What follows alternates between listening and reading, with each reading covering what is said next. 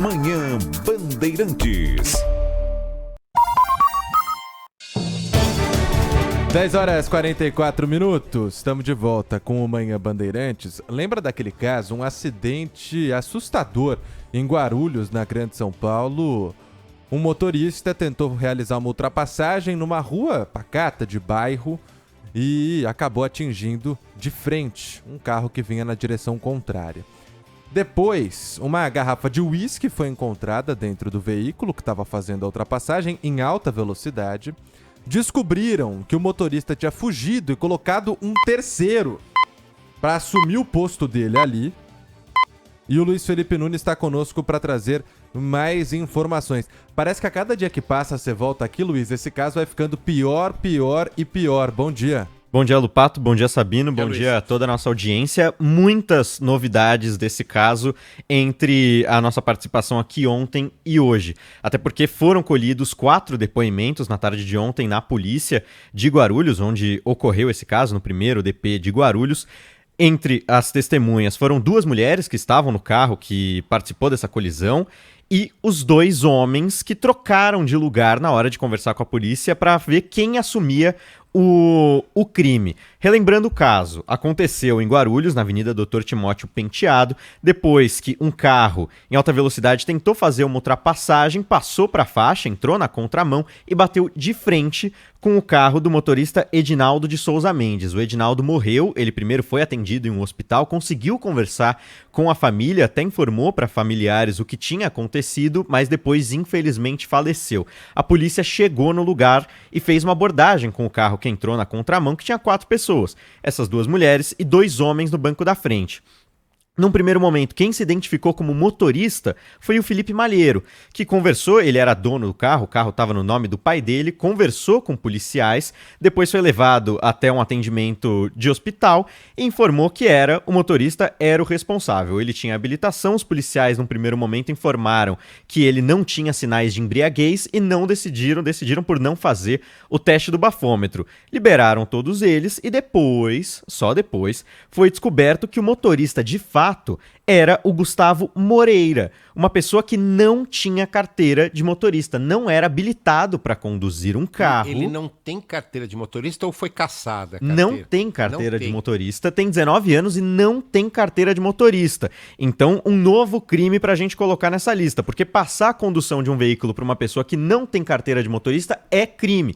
Então, os policiais fizeram esse registro nesse primeiro momento, depois descobriu-se que o motorista, na verdade, era o Gustavo Moreira Cardoso, e ontem à tarde a polícia também revelou uma nova situação, que é o fato de que no boletim de ocorrência desse caso tinha uma foto anexada no próprio boletim de ocorrência que mostrava o interior do veículo com uma garrafa de uísque. Tinha uma garrafa de uísque nos bancos da frente no momento em que o carro bateu. Mas os policiais consideraram que não tinha ninguém alcoolizado, não viram sinais de pessoas com embriaguez, então não pediram o teste do bafômetro. Então não tem nem a confirmação se essas pessoas beberam.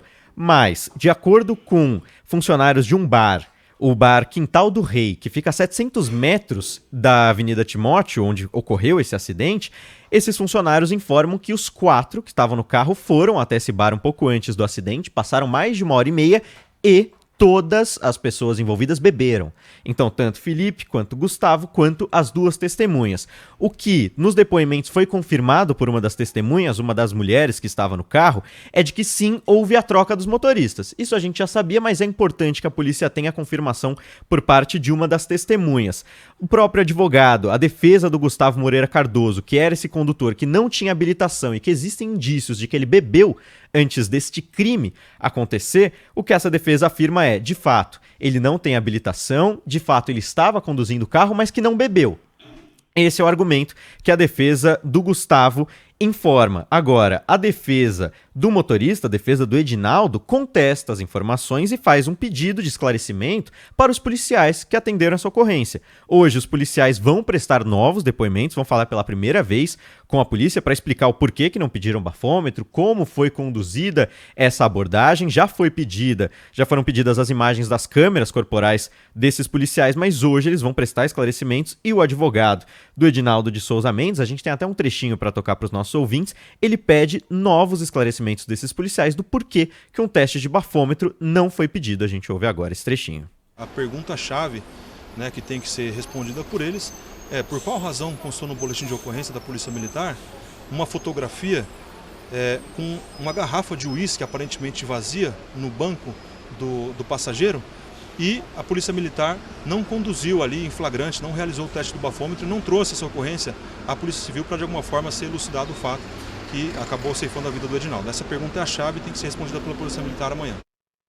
E agora, tanto Gustavo Moreira quanto Felipe Malheiro, essas duas pessoas que trocaram de posição, vão responder pelos mesmos crimes. O primeiro deles, homicídio com dolo eventual, que é aquele no qual você assume o risco de cometer o crime. É muito comum o dolo eventual ser registrado nesses crimes onde tem embriaguez ao volante. É diferente do homicídio doloso, que é aquele com intenção de cometer o crime de fato. O dolo eventual é quando você assume o risco. Bebi, então eu assumo o risco de que eu posso matar uma pessoa quando eu pego no volante. Foi registrado dessa forma. Também vão responder por fraude processual, por terem alterado a cena do crime, por ter passado uma pessoa e fingido que essa pessoa estava dirigindo o carro, e também por ter passado o carro para uma pessoa que não tem carteira de motorista. São esses 3 crimes que eles vão responder. A gente deve ter mais novidades hoje. A polícia faz novas averiguações para entender o que aconteceu, mas esse caso vai ganhando tração a cada dia que passa. E um fator interessante sobre o dolo eventual é que essas pessoas, esses 2, podem chegar até o júri popular, algo que não aconteceria se o homicídio fosse considerado como culposo. Então tem essa distinção, isso pode mudar futuramente, mas nesse momento é assim que o caso está hoje. Novas informações a partir desta tarde com o depoimento dos policiais que fizeram a abordagem. Lupato Sabino. Obrigado, Luiz. Agora, por que não, de praxe, de protocolo, a polícia pedir o exame para saber se a pessoa está alcoolizada ou não? Por que não? E por que encontrar a garrafa de uísque só depois? Por que não averiguar o carro antes? Então, são perguntas que ficam e que ficaram também no caso do Porsche. Do Fernando. Exatamente, do Fernando. E não foram respondidas ou estão sendo investigadas até hoje. Não tem que ser investigados também. Por que a polícia está agindo dessa forma nessas situações? Já aconteceu comigo, já deve ter acontecido com muitos ouvintes, talvez com você, Sabino. Blitz em avenidas de São Paulo, que nem me pediram a minha CNH. Era só soprar o bafômetro. Por que isso nos torna também... Aconteceu comigo também. Não me pediram documentação do carro, não me pediram minha CNH, só disseram, senhor, assopra. Eu tava voltando do trabalho, trabalhava à noite, falei, assopro, tranquilo. Assoprei, ainda tinha uma fila, acho que de algumas pessoas que estavam dando um pouco mais de trabalho, tiraram um cone, eu passei ali por dentro de onde estava, fui embora. Por que não se torna também uma prática constante nas abordagens policiais que não são em blitz? Eu não sei te responder se toda viatura da polícia tem um bafômetro. Não tem, né?